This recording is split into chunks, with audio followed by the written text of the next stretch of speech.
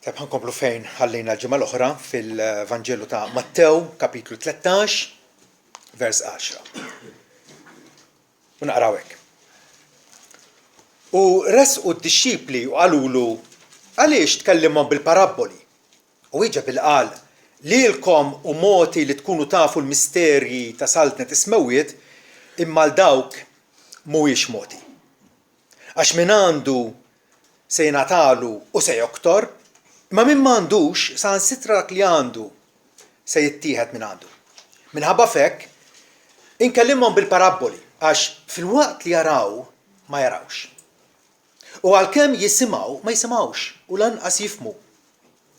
U seħħet fihom il-profezzija ta' Iżajja li tgħid ċertament se tibqgħu tisimgħu imma qatt ma tifhmu. U ċertament se tibqgħu tħarsu imma qatt ma tindunaw. Għax qalb dal-poplu saret insensibbli u b'widnejhom bilkemm jisimgħu u għalqu għajnejhom li ma jarawx b'għajnejhom u b'widnejhom jisimgħu u b'qalbhom jifhmu u jduru u nfejjaqhom. Imma mberkin għajnejkom għax jaraw u widnejkom għax jisimgħu. Għax issew ngħidilkom il-ħafna profeti u nies ġusti tlebilbu jew ixxenqu biex jaraw il-ħwejjeġ li taraw intom imma ma rawhomx. U jisimgħu l-ħwejjeġ li tisimgħu intom imma ma semgħuhomx. Amen. Ġesu ma kienx l-ewwel wieħed bħal għalliem li inqeda bl-istejjer biex jgħallem. Din hija xi ħaġa mill-antik net, anke matul il-Patt il-Qadim naraw diversi profeti li jużaw stejjer. Natan pereżempju lil David irrakkuntallu l-istorja tal-ħarufa l-maħbuba x'vera tafuha lkoll. Stejjer bil-stejjer aħna nitalmu, jillustraw u naspina kull għalliem anke fi żmien Ġesu kien hemm rabbin oħrajn illi inqdew bil-parabboli bħala għodda għat-tagħlim. X'wassal lid-dixxipli biex speċifikament u b'mod dirett qalulu għaliex tkellimu bil-parabboli. Meta kienet xi ħaġa komuni għaliex tkellimu bil-parabboli. Nafu li Ġesu anke diġà fil-xhur li għaddew studjajna il-pridka tiegħu fuq il-muntanja. Illi fiha xi parabboli jew tnejn osra, imma prattikament huwa tagħlim dirett, vera, tagħlim dirett, moti lid-dixxipli. Ma hawnhekk id-dixxipli nfushom qegħdin isaqsu lil Ġesu, lill-mgħallem tagħhom, għaliex lin-nies l-oħra, dawk li strettament mhumiex dixxipli tiegħek, tkellimhom bil-parabboli. Probabbilment iridu jfissru għaliex qed tikkoppa, tkompli tgħidilhom l-istejjer. Meta mhumiex qed jiġu mill-ħuqa, dawn l-istejjer mhumiex qegħdin jaslu, forsi qed jgħidu pjaċir jisimgħu l-istejjer, imma daqshekk. U allura hija mistoqsija floka Ġesu setgħu jieġeb illi prattikament hekk kien profetizzat illi l-Messija kellu jilħaq in-nies bil-parabboli. Infatti f'Salm 78 miktub illi niftaħ fommi bil-parabboli u anke Mattew infatti jikkwota biex hekk tkun mwettqa l-ħaġa mitkellma permezz tal-profeta meta qal se niftaħ fommi bil-parabboli se nesprimi ħwejjeġ moħbija mill-pedament tad-dinja. Ġifieri setgħu iġibhom hekk u ma kienx ikun żbaljat, setgħu iġibhom ukoll illi qed jgħallem bil-parabboli sabiex it-tagħlim tiegħu jkun memorabbli u vividu, jkun ta' bilħaq jolqot lil-widna tas-semmija.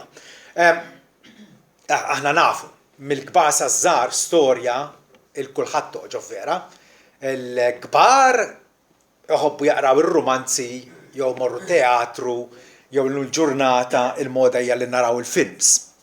Għaliex hija xi ħaġa li tiġbidna. Il-fatt li hemm storja għaddejja u x'se jiġri tolqotna. U iż-żgħar ukoll meta tgħidulhom poġġu bil-qiegħda malad ħalli ngħidilkom storja. Mela darba u battilhom l-attenzjoni. Meta tibda mela darba tajb dak li jkun battu. Ġesu seta' weġibhom illi qed ngħidilhom il-parabboli biex it-tagħlim ikun memorabbli u jiftakruh. Fatti Alla nnifsu jekk nirrealizzawha din Alla nnifsu laħaqna bi-storja. Il-Vanġel huwa storja. aħna li aħna salvati għaxan minna l-Evanġelju huwa essenzjalment storja, però dit darba storja vera. Storja li ġrat ta' il-ħobs ħajl ninżel mis-sema biex kull min jieħol minnu jgħix għal dejjem. Hija l-istorja kif is-sultan ġie fil-demanju tiegħu illi ladu ħadulu biex jerġa' jirrakjamah għalih innifsu. Hija l-istorja ta' mħabba illi ma naffordjawx nirrifjutawha, mhux vera. Hija storja illi Pawlu ġabara f'50 kliem meta waslet il-milja ta' żmien Alla bagħat l-ibnu imwieled minn mara li sar taħt il-liġi biex jifdi jew jixtri għalih innifsu l dawk taħt il-liġi biex aħna nirċievu l-adozzjoni bħala awlied. Ġifieri anke aħna il-ħajja tagħna bħala Kristjani hija msawra permezz ta' storja, permezz tal-Evanġelju. Però Ġesu naħseb kien kun żbaljat kieku weġibhom il-qiegħed jirrakkonta l-istejjer biex il-veritajiet spiritwali li rrid iwassal jifhmhom kulħadd. Mhuwiex veru. Ma użax il-paraboli biex jifhmu kulħadd, l-intelligenti u l-ignoranti, l-kbar u żgħar, ix-xjuħ u tfal. Infatti, it-tattika tiegħu kif jarrafna Marku f'kapitlu 4 jgħidilna illi b'ħafna paraboli bħal dawn kellimhom il-kelma, waslilhom il-bxara tajba. Bħalma kienu kapaċi jisimgħuha u ma kellimhomx mingħajr parabola, imma privatament kien jispjega kollox lid-dixxipli tiegħu stess. Ġesu kien jaf. Illi qiegħed ikellem in-nies, il-kotra, il-folla miġbura madwaru. Imma mbagħad privatament lid-dixxipli tiegħu il-dawk li huma fidili li kienu qegħdin ħanilek iggranfati miegħu u jafu li huwa l-Messija u jafu li huwa s-Salvatur mibgħut mis-sema, il-dawn kien jispjegalhom kollox privatament. Ġa hawnhekk għandna l-istrateġija ta' Ġesu spjegata biex jurina illi il-paraboli assaġġ fihom messaġġ illi dawk li huma spiritwalment sensittivi ħajfmuhom u ħajapprezzawhom, mentri dawk li huma impenitenti jew dawk li għadhom mingħajr indiema ħajrnexxielhom biss jisimgħu storja u daqshekk. Ġesu kif wieġeb il-mistoqsija għaliex tkellimhom bil-paraboli, wieġeb b'mod tant profond u tant anke sorprendenti għalina illi kważi xokjana. Isimgħu. Wieġeb bil-qalilhom lilkom u moti li tkunu tafu il-misterji ta' Saltnet Ismawiet. Imma l-dawk mhuwiex moti. Hawnhekk Ġesu b'mod dirett mingħajr mistħija, mingħajr riserva qed jiddikjara l-għażla t'Alla u r-reprobazzjoni t'Alla. Illi Alla jagħżel xi ħud għas-salvazzjoni u allura fl-istess ħin lil xi ħud oħra ma jagħżilhomx. Dina għandha ħabta li nipprotestaw kontra tagħha, però f'kull għażla li nagħmlu, tajjeb, jekk inti tagħżel ħaġa, mela, jekk hemm elezzjoni ġenerali, tajjeb, u inti tagħżel partit A, fl-istess xi qed tagħmel. M'intix qed tagħżel partit B, C, D u E. Vera jew le? Jekk inti tiġi b'kaxxa ċikkolatini b'wrappers differenti ħomor, sofor, ħodor, vjola, suwed, u jiena nagħżel ċikkolatina b'wrapper ħamra, ifisser illi ċ-ċikkolatini l-oħra kollha ma għażilthomx. U Ġesu qed jgħid illi iva, il-trattament ta' Alla is-sovran, Alla il-ħakkiem universali li kollox huwa tiegħu u jiddisponi minn ħwejġu kif jogħġbu. Ġesu qed ifakkarna fl-aħħar mill-aħħar illi Alla qed jitratta ma' umanità illi jekk ħaqqa xi ħaġa ħaqqa kastik etern. Kollha kemm aħna. U allura hawnhekk qed jaċċentwa qiegħed iġib il-qudiem il-meravilja tal-grazzja t'Alla. Lilkom u moti. U allura r-rispons xieraq tagħna għandu jkun wow. Lilna u moti? Kif jista' jkun lilna u moti? Iva, għax għallek koġbu. Mentri l-oħrajn mhuwiex moti. Kristjani illi jżommu l-Bibja taħt qabthom mingħajr ma jindenjaw jistudjawha, dad-diskors isibuh skandlu. Isibuh tfixkil, il-Bibja juruha f'idejhom, però mhumiex qegħdin jaħbuha f'qalbhom, mhumiex qegħdin jippruvaw jarfu imma Ġesu għalfejn fl-aħħar mill-aħħar qalek. Okay, din tisgarra f'udnejja, din minix kapaċi naċċetta, imma Ġesu għala. Ġesu għala ċaru tont. U għala allura. Hemm Kristjani li jibqgħu għaddejjin. Hemm Kristjani li jieqfu u jgħidu Ġesu qed tkellem hekk. Bil-fors għandu xi punt, għandu xi verità li jiena sissa ħarbitli u għadni ma il-qajtix għala għalek. Ġesu kull ma qal id-diskors tiegħu mhuwiex perikolus u lanqas offensiv. U offensiv għal dawk illi għadhom ma rfux il-verità t'Alla kif u kemm suppost. Il-punt kruċjali huwa dan, it-tarif tal-verità. Ġesu jitkellem dwar il-misterji tas-saltna ta' Smewwiet.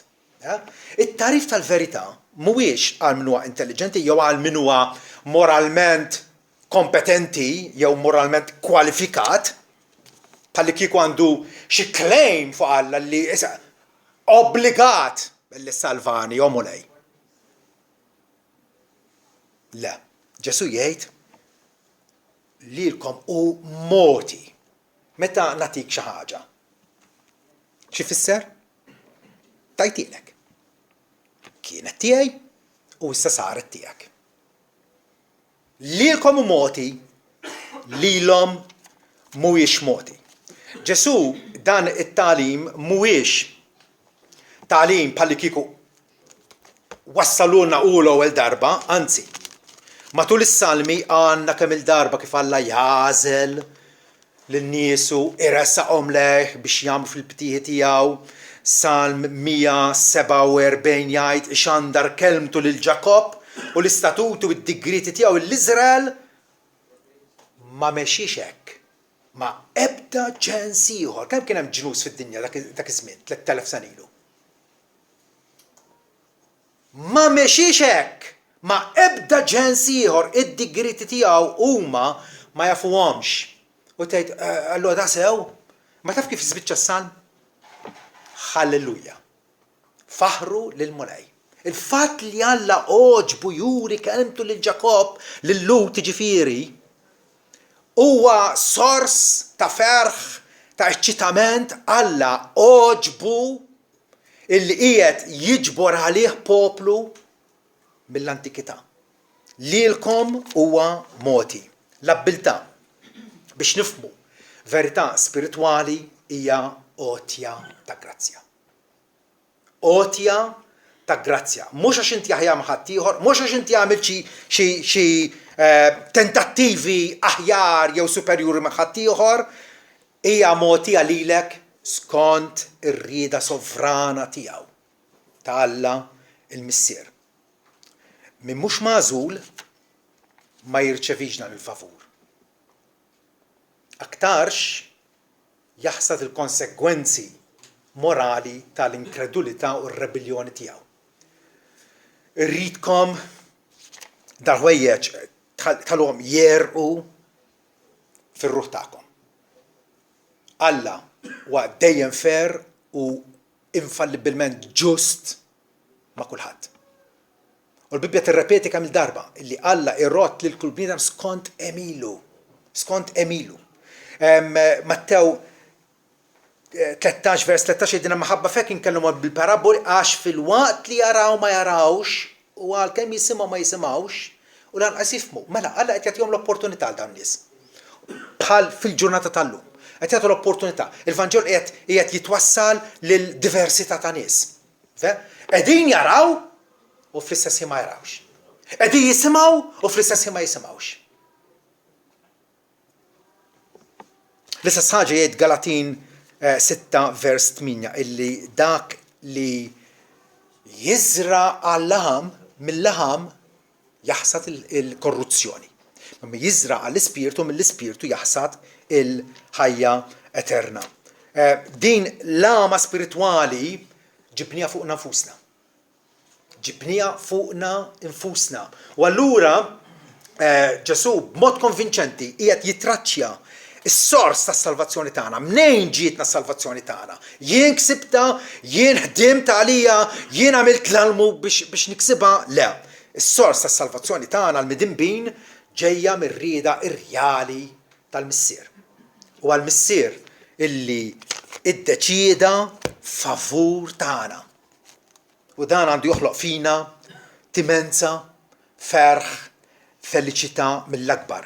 Innotaw kif anke fi Ġwanni 12 meta l-Evanġelista qiegħed biex ngħidu hekk jiġbor fil-qosor il-ministeru ta' Ġesu, peress li Ġesu issa kien wasal biex jingħata fuq is-salib għal dnubietna. U jgħid illi avol jagħmel daqstant sinjali mirakolużi qudiemhom quddiem il-Lut, xorta waħda m'hemmux fih. Ġifieri, il-ħtija ta' min kienet il m'hemmux fih. Ġesu tom evidenza konvinċenti mill-aqwa biex jemnu fih bħala l-Messija. U xorta waħda m'hemmux fih biex titwetta il-kelma ta' Iżajja l-profeta li qal sit. Min emmen ir-rapport tagħna? U driħ is-sit il-min kien rivelat. Hawnhekk Iżajja titkellem qabel ma penġilna il-xenarju tal-Kalvarju. Illi aħna l-koll pannaċ mitlufa, kull ħadd għal triq u mill-mulej tefa' fuq il-Messija tiegħu, il-ħażin tagħna l-koll. U Iżajja jgħid sit min emmen ir-rapport tagħna. Minħabba fek ma setawx jemmnu għax Iżajja reġa' qal emilhom għajnihom u websilhom qalbhom sabiex ma jarawx b'għajnihom u jifhmu b'qalbhom u jkunu mdawra u mfejjaqhom. Mistoqsija sempliċi. Min għamilhom għajnihom? Min websilhom qalbhom? Naħseb hija mistoqsija li m'għandha bżonn ebda tweġiba. Bħalma Alla jiftaħ l-għajnejn. Alla wkoll kapaċi minħabba id-dnub vili tagħna kontrih jagħmilna għajnejna. Kemm ninsabu dipendenti fuq il-ħniena t'Alla għas-salvazzjoni tagħna. Pawlu jaċċentwa il ħaġa fir-Rumani 9 meta jgħid hekk mela jiddependi mhux minn dak li jkun irid, mhux għax int trid is-salva. Din hija l-idea komuni u moderna tal-lum. Illi jekk trid, Alla jsalvak. Alla qed jistenna bħalli kieku bis-santa paċenza kollha, u min irid, min jiddeċidi li jrid isalvah. Bħalli kieku int tiddeċidi salva jew le. Meta fil-fatt bil-maqlub Alla mill-eternità ddeċieda min għandu jkun salvat. Hekk mela jiddependi mhux minn dak li jkun irid, lanqas minn dak li jiġri. U ġifieri allura jagħmel l-isforz tiegħu. Imma jiddependi minn Alla li ħen. Hekk mela iħenna għal min irid, il-klim tal-Apostolu Pawlu da. Iħenna għal min irid u l-min irid iwebsu. Issa, jekk trid temmen f'Alla li kapaċi timmaniġġja inti, Alla ċkejken li kapaċi tpoġġeħ fin-niċċa u tagħmel bih li trid, dak huwa Alla fals. Alla l-ħaj, Alla li tkellem permezz tal-profeti, Alla l-ħallina l-kelma tiegħu miktuba fil-Bibja mqazza, huwa dan Alla li jiddeċidi u lil min ma' min ikollu ħniena u il-bqija iwebbishom minħabba il-dnub tagħhom. Ġesu qed jgħid li huwa essenzjali li aħna l-bnedmin nirċievu il-misterji ta' saltna tismawiet. Li nkunu nafu il-verità illi nirċevuha mingħand Alla. Dawn il-misterji ta' saltna tismawiet Ġesu jkompli jispjegahom fil-paraboli li ġejjin. Il-Pattiġin fatt jitkellem ħafna dwar il-misterju ta' Kristu, il-misterju tal-Evanġelju. Per eżempju, fil-Kolossin kapitlu 1, vers 26, mela Kolossin 1, 26, Pawlu jitkellem b'dan il-mod. Jgħid illi il-misteru li kien miżmum moħbi miż-żminijiet u mill-ġenerazzjonijiet moddija, immissa manifestat lill-qaddisin tiegħu li lilhom Alla rrid jarraf x'inhuwa l-għana glorjuż ta' dal-misteru fost il-ġentili li hu Kristu fikom it-tama tal-glorja. Hawn huwa parti mill-misteru li Alla urjena tarif li qabel ma konniex nafu bih, imma issa Alla żvelaħ għalina huwa illi Kristu u fikom Kristu jinsab fil-fidili u allura huwa it-tama tal-glorja tagħhom. Il-tali revelazzjoni ġifieri li Alla iwaslilna il-misteri tiegħu tilħaq it-twettiq tagħha fl-Evanġelju. Efesin 3 Pawlu wkoll jitkellem dwar il-misteru ta' Kristu. Kif Kristu kien issa huwa rivelat lilna bħala it-tama tas-salvazzjoni tagħna. Efesin 3 vers 4 jgħidilna meta taqraw dan tkun tistgħu tifhmu d-den tiegħi qed jitkellem l-Apostlu Pawlu. Fil-misterju tal-Kristu li fil-ġenerazzjonijiet l-oħra ma kienx imgħarraf lill-uliet il-bnedmin bħalma issa huwa rivelat jew muri lill-apostli u l-profeta qaddisa tiegħu bl-Ispirtu. Ġifieri qabel Alla kellu ċertu verità illa ħallija moħbija, immissa permezz ta' Kristu hija murija. U allura f'Mattew 13 il-paraboli illi se jgħaddilna Ġesu, il-misterju huwa jitratta dwar is-saltna kif għattilkom il-ġimgħa l-oħra, is-saltna ta' Smewiet. Is-saltna ta' Smewiet illi ġiet fostna il għaliex is-sultan ġie fostna. Fejn hemm is-sultan hemm is-saltna. U allura il-disċipli, ovvjament, illi raw f'Ġesu Kristu, is-sultan ta' Izrael, Natanjel, per eżempju, wieħed minnhom, meta iltaqa' ma' Ġesu l-ewwel darba qallu int bin Alla, int is-sultan ta' Izrael. Qallu. Dawk in-nies li jarfu l-identità vera ta' Ġesu. Palma anke Petru stqarru qallu int il-Messija bin Alla l-ħaj. Dawn in-nies huma n-nies li irċevew il-misterju tas-saltna ta' Smewiet. Għall-infidili però, għal dawk li jibqgħu mingħajr ma jemnu, kemm hawn miljuni ta' nies illum. Illi jemnu, illi semaw dwar Ġesu ta' Nazaret, vera, u jafu xi fatti dwaru, però jemnu fih. Ġesu jgħid dawk għadhom barra. Għalihom il-paraboli u il-talim ta' Ġesu u Ġesu innifsu huwa indovinell, huwa ħaġa moħġaġa. Għalihom l-aktar huwa għallim reliġjuż bħalma fl-aħħar mill-aħħar kien Maomettu u Konfuċju u Buddha u l-bqija. Fuq dak il-livell medjokri, livell ta' infatti. Hemmhekk qed tidaj Ġesu jekk tpoġġi fuq dak il-livell medjokri. Ġesu huwa il-Kristu bin Alla l-ħaj huwa l-unzjonat Alla mibgħut fostna biex ngħixu bih. Palma qallu Pietru, int il-Kristu bin Alla l-ħaj u Ġesu qallu mbierek inti xmum barġuna. Imbierek, inti wieħed minn dawk illi Alla oġbu illi jagħtih it-tarif tas-saltna ta' Smewiet. Bir-raġun Pawlu jgħid illi il-misteru ta' tjibu huwa kbir. Alla der fil-ġisem. Il-fatt illi Alla etern, Alla omnipotenti, Alla li għandu kull seta, jillimita lu nnifsu u jidher fostna bħala tarbija li trid bidlilha l-ħarqa, li omma titiżomma fiħdana, huwa misteru mill-ikbar. Imma fatt. U dawk li huma tal-mulej, dawk illi Alla joġbu jirjom il-misteru tas-saltna, iva. Dawn jilqgħu il-verità. Alla jsibna, Alla jilħaqna, Alla jgħanina u jkompli progressivament jgħanina. Il-dawk li diġà minnhom sinjuri Ġesu jgħid Alla jkompli jagħmilhom aktar sinjuri. Il-dawk li huma ġewwa, il-dawk li Alla ħaddanhom bil-grazzja tiegħu, Alla jkompli jagħmilhom sinjuri. Vers 12 jgħidilna għax min għandu se jingħatalu u se joktor, se jkollu aktar.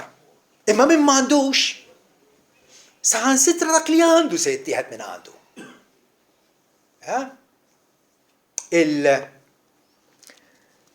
Il-fatt illi l-ħajja umana jien u int u kulħadd, il-ħajja tagħna hija proċess. Ħadd minna mu wieqaf, ħadd minna mu stazzjonarju, ħadd minna mu neutrali quddiem Alla, jew Alla qarbek lejh u qed tkompli toqrob lejh. Jew inkella inti mbiegħed minnu u kull ġurnata li tgħaddi qed titbiegħed aktar minnu. Biż-żieda tad-dnubiet tiegħek li qed ikomplu jbeduk minn Alla. Min għandu jingħatalu aktar, min m'għandux finalment imqar dak li għandu.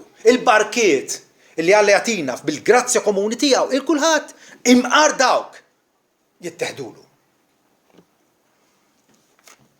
Min m'għandux fidi ġenwina, fidi moti għalilu mis-sema, il-parabboli allura iżommuh fl-ignoranza.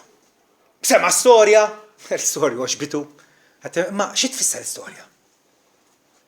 Ġesu mad-disċipli tiegħu kien jieħu l-inkarigu li privatament ifissrilhom l-istorja biex japprezzawha, biex jgħixuha. Min minna li huwa Kristjan ma mhuwiex impressjonat bl-istorja pereżempju tal-ħabib li mar għand sieħbu ħabbattu bil-lejl u għallu slifnet titħobżiet għax ġew għandi n-nies u m'għandix inqiegħed qudiemhom u baqgħu jħabbatlu avolja li għallu sa tħalt fis-sodda u lidu wkoll tard. Imma liħu baqa ħabbatlu biex jurina kemm huwa importanti li aħna nibqgħu nitolbuh l-Alla, nibqgħu nitolbuh minn għamel ejjew, minn għamel tawjisna. Għal dawk li ma Alla dawn l-istejjer, wow! Ikomplu jilluminaw it-triq qudiemna. Għal min mhuwiex tal-mulej. Forsi stejjer bħal dan jismagħhom. Bħalma jisma' l-istorja ta' Rapunzel, u jibqa' għaddej. Il-funzjoni tal-parabboli allura huwa doppju. Jikxfu u jostru. Jikxfu għal dawk li huma tal-mulej, jaħbu l-verità għal dawk illi huma jibsa ma jridux u lanqas beħsibhom jersqu. Jilluminaw u joskuraw. Jassistu lill-fidili, jgħinuna, imma lill-oħrajn ifixkluhom. Juru l-verità u fl-istess ħin jaħbuha minn oħrajn. Għal min jemmen, il-parabboli jgħinuh għal min ma jemmenx u ma jridx jemmen, il-parabboli għalmenu ma jżidulux il-kundanna tiegħu. Ġesu anke kien qatt taħnina lil dawk li kien jaf li mhux ħajemnu fih għalihom bil-parabboli biex ma jżidulhomx il-kundanna tagħhom. Din huwa l-każ illi x-xemx illi tiddi fis-sema, iddewweb ix-xama u li ttafal twebsu. L-istess xemx li qed tħalli effett differenti fuq żewġ oġġetti għax huma fin-natura differenti minn xulxin. Ix-xama tiddewweb, it-tafal jitwebbes. Tagħmlu t-tort mhux tax-xemx ċertament. Skont xint. Mela. Mi jibqa' mhux milħuq jiġrilu hekk. Mi jibqa' mingħajr ma jilqa' l-mister tas-saltna, jemmen fihom, jiġrilu hekk għaliex ġustament jingħatalu l-kastik għal dnubu. Jirċievi l-kastik għal nuqqas ta' fidi tiegħu. Fil-waqt li jaraw ma jarawx. Għal darb'oħra Ġesu jissellef mill-verità tal-Bibbja li anke Mosè fid-Deuteronomju għal hekk tara. Għal kapitlu 29 jgħid illi l-Lut qed jgħidilhom Mosè, intom rajtu t-tiġrib kbir li raw għajnejk. Dawk l-eliem jew dawk il-mirakli u dawk l-ġubijiet kbar. iżda l-mulej ma takomx qalb biex taraf. Qed jgħid lill-ġenerazzjoni tiegħu li waslu biex jitlu fl-art imwiegħda, ma takomx qalb biex taraf, ma takomx għajnejn biex jaraw u idnejn biex jisimgħu sal-lum. Għal-Mose ma kienitx skandlu da. Kienet verità qaddisa. Verità qaddisa. U l-istess ħaġa Eżekjel, il-profeta Eżekjel, kapitlu 12, vers 2 jgħid obin il-bniedem, Alla qed ikellmu lill-profeta u jgħidlu obin il-bniedem, int qiegħed tagħmmar qalb dar ta' nies xewwiexa. Qed tagħmar fost il-Lut fl-aħħar mill-aħħar dawn kienu illi Alla bagħtilhom il-profeti ripetutament u baqgħu xewwiexa u għandhom għajnejn biex jaraw u ma jarawx, għandhom widnejn biex jisimgħu u ma jisimgħux. Għax huma dar ta' nies xewwiexa. Alla qed jagħti t-tort il xi ħadd illi qed jagħtih. Għax huma għandhom widnejn ma jisimgħux, għax huma dar ta' nies xewwiexa. It-tort huwa tal-bniedem illi ma jitxaf Alla. Tul il-pass kollu hawnhekk meta Ġesu wieġeb il-domanda ta' dixxipli. Ġesu jenfasizza kemm ir-responsabbiltà umana aħna obbligati li nersqu. Aħna imissna nemnu. Aħna fid-dover li nindmu nduru lura li Alla meta nisimgħu il-bxara tiegħu, il-verità tiegħu. U fl-istess ħin Ġesu jenfasizza wkoll is-sovranità divina li ma jrdux inwarbuha. Nkun qegħdin nagħmlu qegħdin ningannaw lil nafusna jekk inwarbuha u wkoll qegħdin noffendu il-glorja u l-ġieħ li jistħoqlu l-mulej. Qal Ġesu li aħna responsabbli u Alla jiddeċiedi id-destin tagħna huma kompatibbli. Jaqblu flimkien. Tgħidli ma nifhimiex, laqas jien ma nifhimha. Ħadd ma jifhimha. Ħadd ma jifhimha. Imma Alla qed jiddikjara, qed jgħidilna ripetutament matul l-Iskrittura kollha li hekk.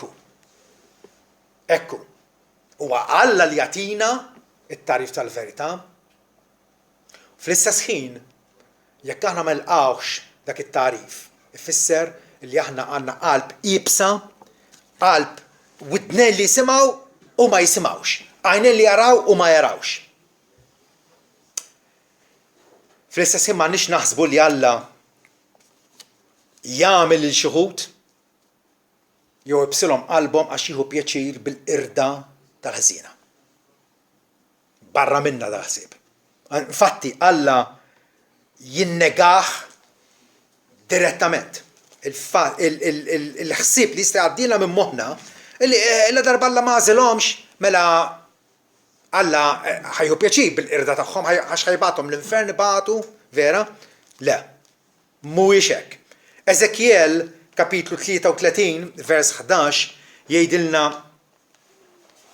daqskemm jien ħaj jgħid Sidi l-mulej. Ma nitaxxaqx b'mewt il-ħażin, iżda li l-ħażin jerġa' lura minn triqtu. Alla jieħu pjaċir meta aħna nduru lejh. Meta aħna niġru għandu għas-salvazzjoni. Ma nħux pjaċir bil-mewt tal-ħżiena. Iżda li l-ħażin jerġa' lura minn triqtu u jgħix. Erġgħu lura minn triqatkom il-ħżiena. Għaliex trid tmut, o dar Iżrael? Alla qed jappella lin-nies, qed jappella minn qalbu. Għaliex trid tmut? Taħsbu intom dal-appell u appell faċjol illi Alla bħalli kieku qed jirrex ta' qudiemna. Alla ġenwinament qed jgħidilna għalfejn tridu tmutu. O dar Iżrael, duru lejja u tkunu salvati. Truf kollha tal-art. Iva, ma nistgħux nifhmu dal-affarijiet. Frattant irridu inżommuhom bħala parti mill-fidi tagħna. Ma nistgħux nifhmu. Ma biss nibdew biex nifhmu. Kif Alla liben twielet bħala tarbija fostna. Ma nistgħux nifhmu kif il-katavru tiegħu mitfun fil-qabar ta' Giuseppe ta' Ramatea mat-tielet jum għam minn bell imwiet. Ma nistgħux nifhmu kif Ġesu kien moqli lura fis-smawiet. Min jifhmu tal-affarijiet. Alla qed isejħilna biex nemnuh bħala Alla omnipotenti u sovran. Mela, Ġesu jkompli jgħid fil-tweġiba tiegħu billi pronunzja barka fuq niesu. Lilna li nagħmlu fih, jgħidilna kemm intom imberkin. Intom ir-reċipjenti tal-ħnina talla, irċevejtu għal-ħnina talla. Imberkin għajnejkom għax jaraw, vers 16. Imberkin għajnejkom għax jaraw u id-dejkom għax jisimaw. Ġesu irid juri li hemm differenza bejn niesu u dak li mhumiex niesu. Niesu huma mberkin. L-għażla divina għal darbora hija aċċentwata, Ġesu qed jenfasizza illi intom tisimgħu għax Alla oġbu jberikkom. Alla oġbu iberikkom. Imqar il-kapaċità illi nifhmu l-messaġġ hija għotja mis-sema. Aħseb wara biex nirrispondu għalih bil-fidi, din ukoll hija għotja mingħand Alla. Il-missier jagħtina l-kompetenza, jagħtina l-abbiltà biex naraw u nisimgħu spiritwalment. Hija għotja minn għandu. Hija għotja minn għandu. Ġesu jkompli mbagħad jgħidilna dwar xi privileġġi kbar ingawdu llum aħna nistgħu nħarsu lura u ngħidu x'ġara Alla wettaq il-fidwa tiegħu. Illi huwa wieħed mill-antik u baqa' jitkellem dwar finalment dik il-fidwa seħħet fuq il-Kalvarju. Tassew ngħidilkom li ħafna profeti u nies ġusti tlebilbu ixxenqu kellhom ħajra kbira biex jaraw ħwejjeġ li taraw intom u ma rawhomx, u jisimgħu l-ħwejjeġ li tisimgħu intom u ma semgħuhomx. Abraham wieħed minnhom. Ġesu jgħidilna Abraham missierkom feraħ meta ra l-jum tiegħi. U raħ u feraħ. Kien għadu ma ġiex, kien għad fadal, minn Abraham kien għad fadal 2000 sena biex jitwieled Ġesu Kristu. U frattant Abraham kien jaf li Alla finalment kellu jibgħat il-dak illi jerfa nubietna u ħtijietna fuq nifsu. Għax Abraham meta prova jissagrifika lill-ibnu Iżak, Alla żamlu idu mbagħad. Imma mbagħad minflok ibnu Alla urih bot maqbut minn qrunu mas-siġra. U offrih bħala sakrifiċċju minflok ibnu. Minflok ibnu. U Abraham hemmhekk fehem illi Alla qatt jipprovdi. Fuq il-muntanja tal-Mulej Alla qatt jipprovdi u hekk ġara. U Abraham feraħ allura din it-tama tiegħu. Imma ma ra xejn. Aħna rajna, aħna nafu li dawn l-affarijiet ġraw u d-disċipli li Ġesu kien jarawh fiżikament. Allura kemm intom imberkin? Kemm intom imberkin? Illi qegħdin taraw dal-affarijiet illi l-profeti tkellmu dwarhom ixxenqu għalihom u xorta ma rawhomx. Ġesu dwarna jgħid, il-Tomas jgħidlu imbierek inti għax rajt, però mberkin dawk li ma jarawx u frattant jemnu.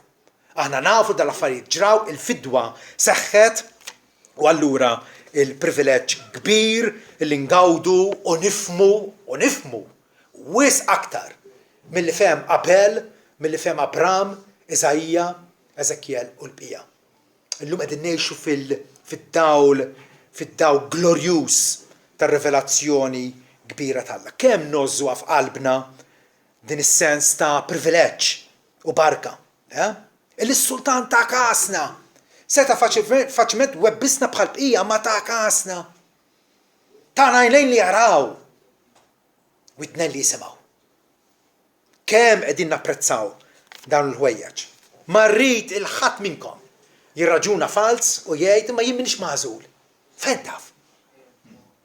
Min jemmel l-Evanġelju u mqabbad miegħu bħala t-tama tiegħu u qed jgħix l-Evanġelju, dan jista' jgħid iva jien emmint għax Alla għażilni. Imma jekk għadek fin-nuqqas tandiema ma tistax tgħid Alla għażlik jew le. Għax għatem l-opportunità, għatem iċ-ċans, għat għandek l-okkażjoni li inti tersaq biex tiekol mal-mejda li Alla firex. U qed jistieden prattikament kull fejn jasal l-Evanġelju, Alla qed jistieden in-nies. Ejjew, kulu, ixtru minn ma tonfqu l-flus. Kulu. Mill-bontà u mill-ġenerożità tiegħi. Alla qed jistieden lil kull min jisma' duru lejja. It-tagħlim ta' Ġesu hawnhekk f'din il-tweġiba li ta' dixxipli. Bażikament jaqtalna jista' minn nfusna. Meta tikkonsidra sewwa tajt jien x'kapaċità għandi fiha nnifsi xejn affattu. Xejn affattu. Ġesu darba d-dixxipli qalilhom mingħajri ma tistgħu tagħmlu xejn. Għallet jaqtalna jista' minn nfusna u fl-istess ħin it-tweġiba ta' Ġesu timbuttana lejn Alla. Biex bħal David insejħu lil Alla, il-Jahwe, il-blata tiegħi u s-salvazzjoni tiegħi. Il-refuġju tiegħi. Lejh għandu iridu morru biex insibu il-milja tas-salvazzjoni tagħna. Amen.